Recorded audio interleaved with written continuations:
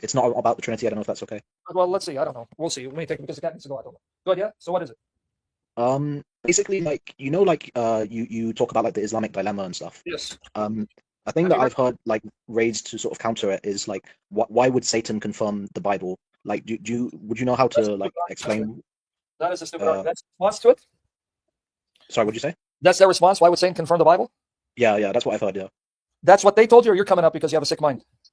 no, I've heard it from them. Oh, you thought about it because you're a sick mind like that? Okay. So how would Satan convince Jews and Christians to follow his prophet if he didn't agree with the biblical prophets and then confirm who Jesus is and his mother is to the extent in which he can then get them to think that he is truly in line with them and he's going to give you the correct understanding and interpretation of their message? Because if I follow your logic, when Paul says that the serpent appears, Satan appears as an angel light, and he raises up servants to deceive you by presenting another Jesus, a different spirit, and different gospel, then that means according to you, that makes no sense because Paul is saying that's Satan's MO. Satan will send someone to talk about Jesus in order to get you to think he does believe in Jesus, but then give you the right understanding of who Jesus is. That's actually his mastermind. Because if I come and tell you Jesus is a fake and his mother was a harlot, will you even entertain anything I say? No. But if I tell you Mary's the greatest woman that God created and sinless, Jesus the Messiah, his word, sent down to Mary, spirit from him, who did miracles and will return again, will you now listen to me? Yeah. You got it.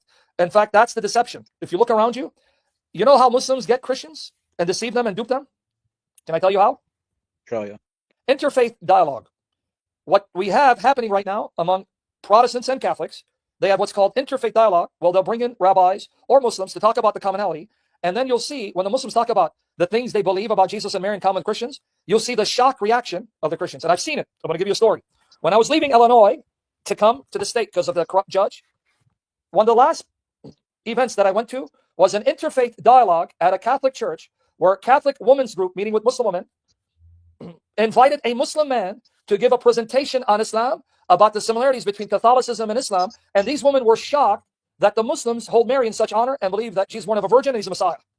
And not one of them asked about, all right, what about the differences? What don't you believe? And why are we different if you're saying we have, that's how Satan deceives. Right. Yeah.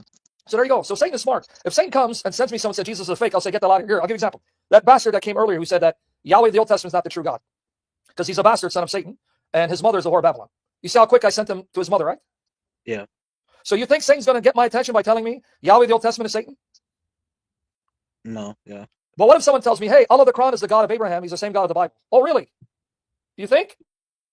Show me. Yeah. And they show me. Wow, really? You believe the same God I do? You believe God sent Abraham, Isaac, and Jacob, and Moses, and Jesus? Wow. See the deception? That's 2 Corinthians 11, verses 1 and 4. Let me show it to you. And verses 13 and 15. So it's the contrary. Satan knows that if he gives you straight up poison, will you take it? No. And you know it's poison. Would you take it? No. Unless you're sick, like Protestant believer, right? My friend. No. Yeah. Well, what if I could bring you deep dish pizza and chocolate cake, and inside the pizza and cake is poison that will strike you dead, but you don't see the poison because it's covered by what your eyes like? Yeah. Then will you more likely reach out for pizza and chocolate cake if you're not on a diet and try to lose weight so you don't look like Protestant believer? So that's what Satan does. He gives you chocolate-covered poison. Here it is, 2 Corinthians 11, 1 and 4. Oh, that you would bear with me in a little folly. And indeed you do bear with me, for I am jealous for you with godly jealousy. For I betroth you to one husband, that I may present you as a chaste virgin of Christ. Meaning, Christ is your spiritual husband, you are a spiritual bride, so you have to be a spiritual virgin, because Christ doesn't come and marry anyone physically. So how do I stay a spiritual virgin? How do I lose my spiritual purity? But I fear, lest somehow as a serpent deceive thee by his craftiness, so your minds may be corrupted. Satan will rob you of your spiritual virginity by corrupting your mind and deceiving you from following another Jesus, thinking it's really Jesus, but now I've been given the correct understanding of who he is. Serpent deceived by Christ. So your minds may be corrupted by simplicity that is in Christ. For he who comes preaches another Jesus, whom we have not preached. Or if you received a different spirit, which you have not received, or a different gospel, which you have not accepted, you may well put up with it. See that? Yeah. All right, now, how does he then do that? By sending false teachers. How do I know? Let's read 2 Corinthians 11, 13, and 15. For such are false apostles, deceitful workers. They appear as if they are servants of God, but they're deceived by Satan to deceive you, transforming themselves into apostles of Christ.